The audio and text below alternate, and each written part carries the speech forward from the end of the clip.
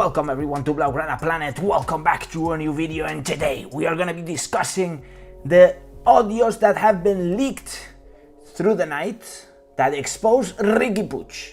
Because Riqui Puig, my friends, are we really going to be knowing who Riqui Puig was? Now, after this exposure, we're also going to give you a Mercato update because the Mercato is burning, guys. Things are happening, as Mr. Romero loves to say. Maybe things don't happen later, but things are happening. That's true. That is true. Things are happening. So without further ado, guys, let's begin with today's video. But before, important you smash the like button and subscribe to the channel. The most important, you hit that bell notifications as well.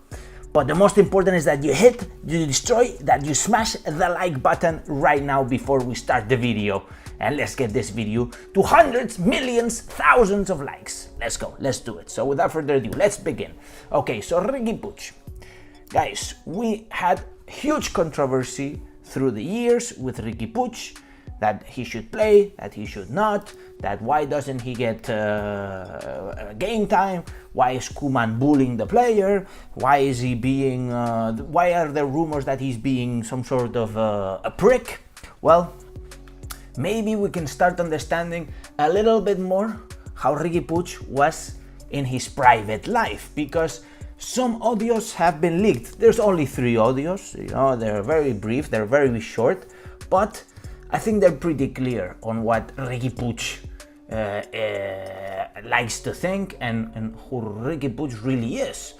But maybe, you know, maybe we're exaggerating a little bit, but those 3 audios, they relate, one of them Leo Messi, the other one himself, why is he staying in Barcelona, why did he decided to stay in the past, and another one, and the possibly most controversial one, about Ferran Torres.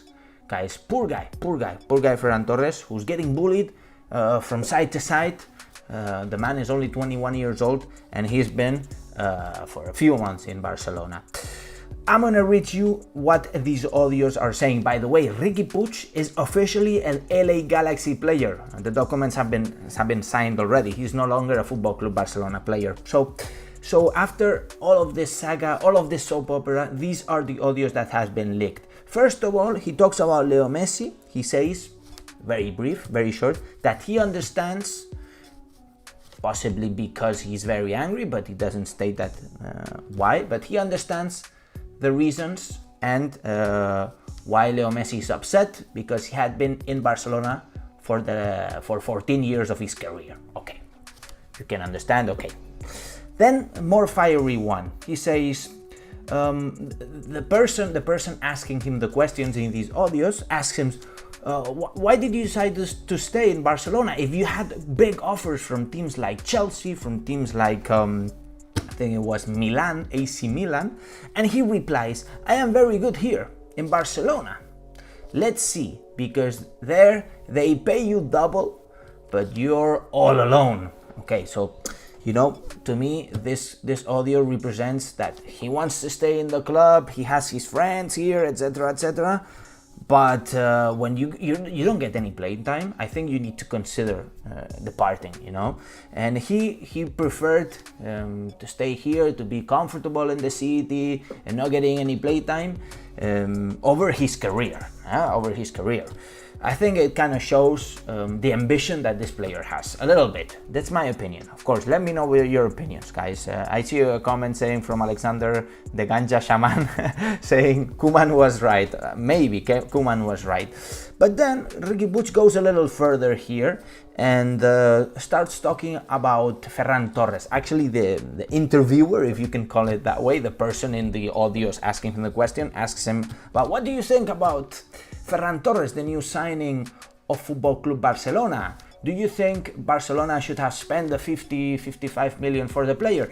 And Riqui Puig is brief. He says, well, Guardiola didn't even want him. Last year, he only played 12 games. Poor Ferran Torres.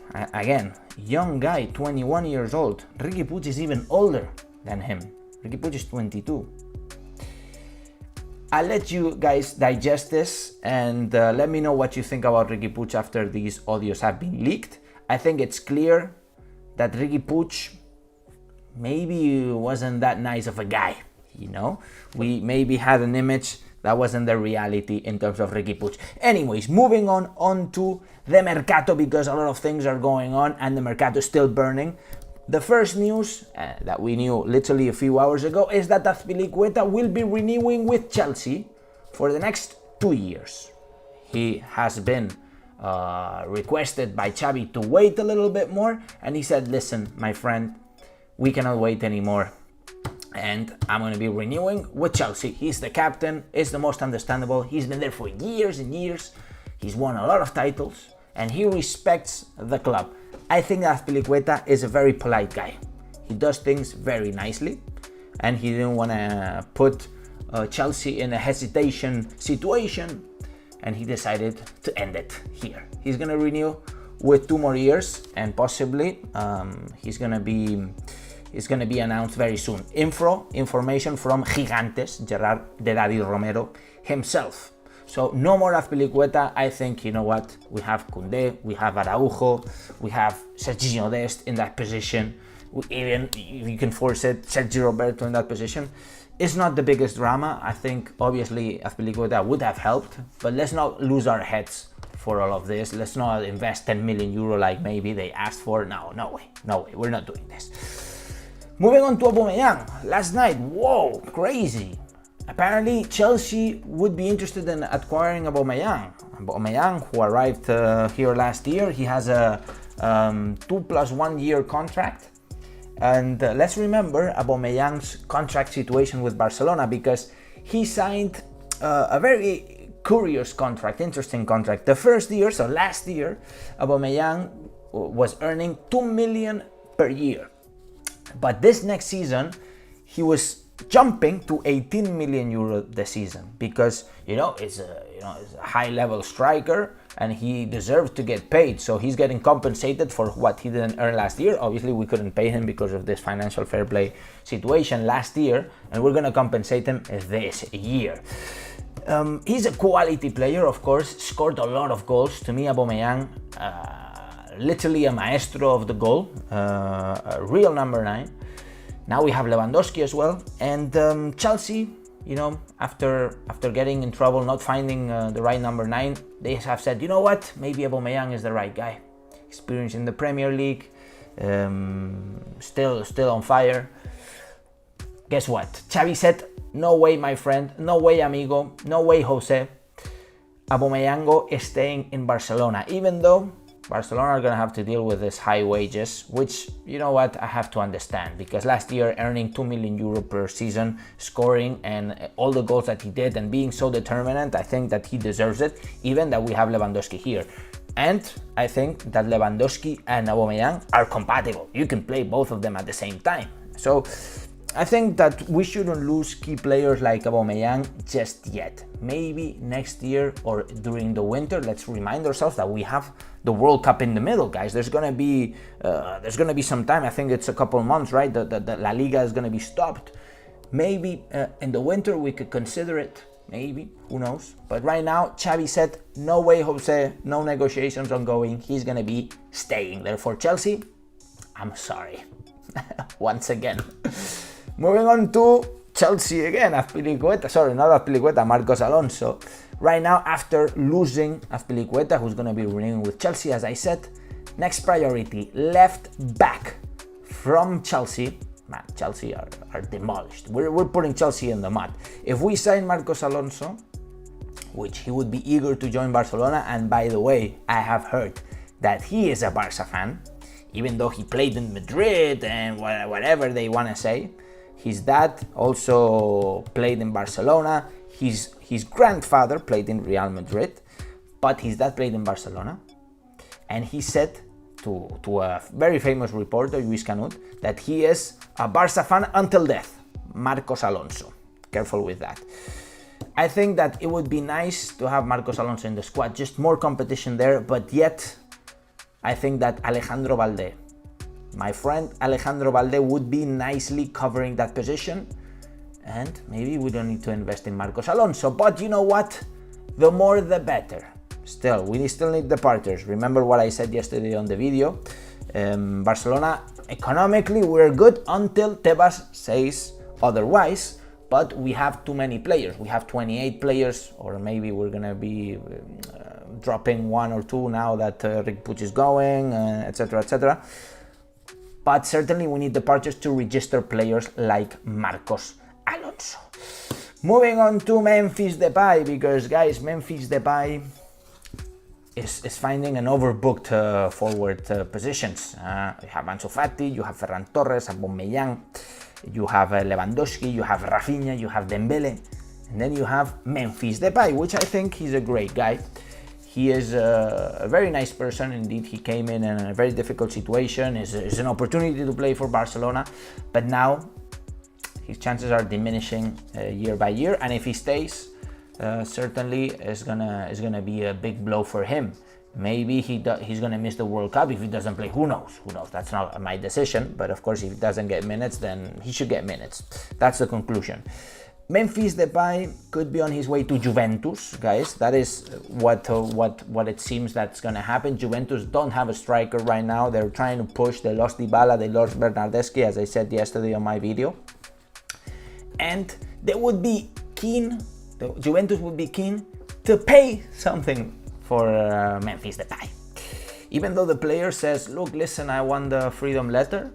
But Memphis Depay wants the freedom letter because he wants to join a top team. Juventus is a top team and they're going to pay him nicely. Remember that we have very good relationship with Juventus thanks to the Super League drama that we had, and we have very good partnership with them.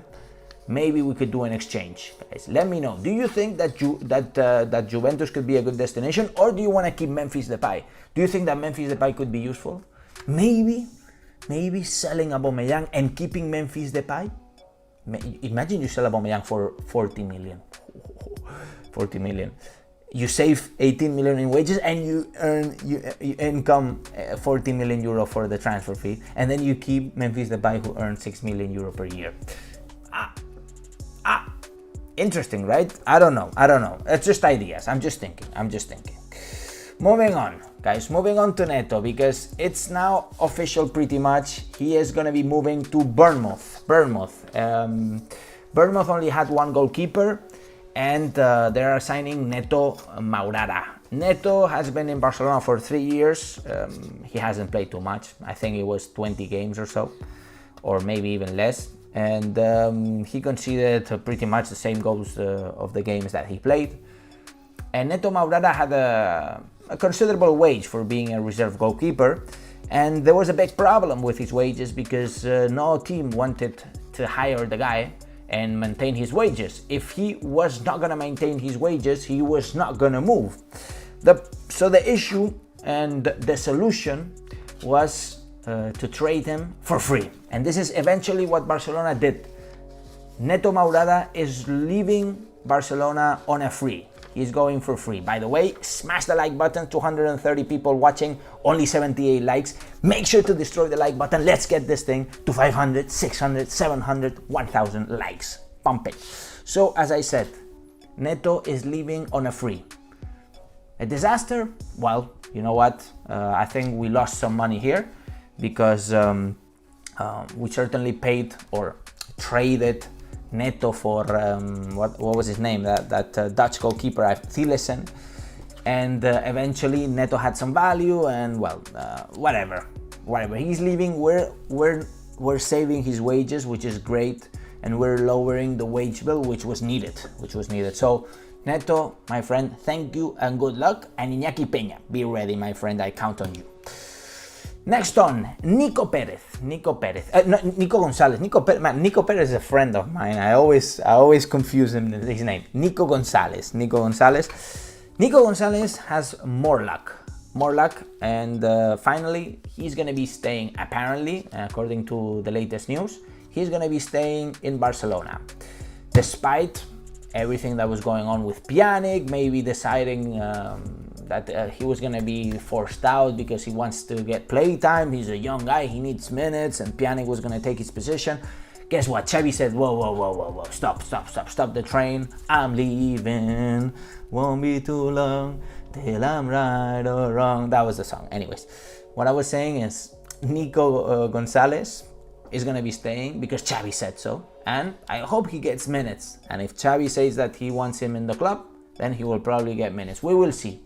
I think that Nico has a lot of projection, but Pjanic was doing well in the preseason, and it's the fact that Xavi can get the stimulus of the players and can reconvert players into from nothing to 100. You know, that's exactly what's maybe going on with Pjanic, and that's what we want to see as well with Nico Gonzalez. Therefore, that would be great. That would be great. And at last, the poor guy Alex Collado, he found himself in a little bit of a difficult scenario. Let's remember, Alex Collado is a winger, and the problem is that right now Rafinha's, Ansu Fati, Ferran Torres, Dembele's, difficult for Alex Collado to stay in the club. And he said to Xavi, listen, if I'm not gonna have any play time, I'd rather go and get some playing time. And he will probably be moving on a loan. Barcelona count on the guy. They count on him. They think that Alex Collado has future and certainly has a market. And what we don't want, guys, is to lose Alex Collado and you know, not cash in what we deserve to cash in for the player if we sell him. Therefore, I think a loan is interesting. I think we can get at least 10 million euro for Collado. But I would loan him right now, and I think this is what Barcelona is gonna do. Loan the player, so he gets minutes, he increases in value, and then maybe we can consider a sale, and that will be cashing in nicely for the club. Therefore, that's it for today, guys. Make sure to destroy the likes, subscribe to the channel. It's important, guys. Destroy the likes, smash the likes. Let's pump it. I only see 100 likes. Let's pump this thing. I swear, I'm so thankful for what you guys have been doing in the latest videos. I see 800, 700, 900, 1000 likes. It's incredible. This is your channel. I'm here for you guys to bring you opinions, news, informations, everything related to Football Club Barcelona. You gotta hear from myself to yourself, from real culé to a real culé. This is great, guys. I enjoy every minute of it, and it's great to share these moments. By the way, tomorrow, what's going on tomorrow? We are going to Lewandowski's presentation. We are gonna be there. It's gonna be an amazing moment. One of the biggest, they say is possibly the biggest presentation of the history of the club. They said that there's going to be more than 25,000 people. We will see. Maybe it's a bit too much. They say maybe too much, big projections. I'm going to be there. I have some friends that are going to be there as well. And oh mama, we're going to do a vlog. Make sure you hit the bell notification so you don't miss that vlog, because it's going to be a nice one. We're going to have, you know, a whole excursion to Camp Nou. We're going to be there. Then I'm going to try to have a little interviews there. And it's going to be great. So thank you everyone for joining. Oh my God, 18 minutes already going. Guys, destroy the likes. Thank you everyone for joining. Amazing people. And make sure to hit that bell notifications. And now, and as I always say, Visca el Barça, Visca Catalunya, and see you in Lewandowski's presentation. Let's go.